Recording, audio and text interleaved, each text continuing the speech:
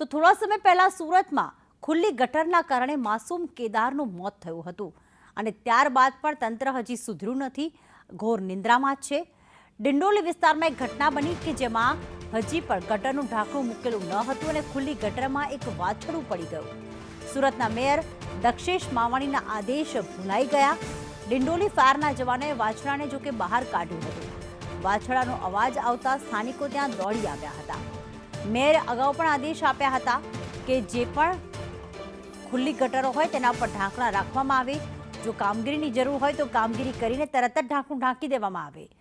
અને ખુલ્લી ગટરના કારણે પહેલાથી જ 2 વર્ષના માસૂમે પોતાનો જીવ ગુમાવ્યો, પરંતુ હજી પણ તંત્ર ઘોર નિંદ્રામાં છે।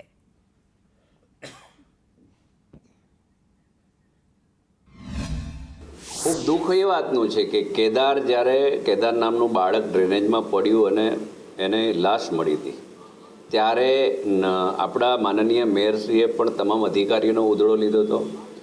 ગટર સમિતિના ચેરમેન પણ સારું કામ કરવાની વાતો કરે, પરંતુ ક્યાંક ને ક્યાંક આ જાડી ચામડીના જે પણ અધિકારીઓ છે એ ક્યાંક ધ્યાન નથી રાખતા। અને આ એક મોંઘું પ્રાણી ગાયનું વાછરડું પણ ગટરમાં પડી જાય તો આવા ગટર શહેરની અંદર કેટલા ખુલ્લા છે।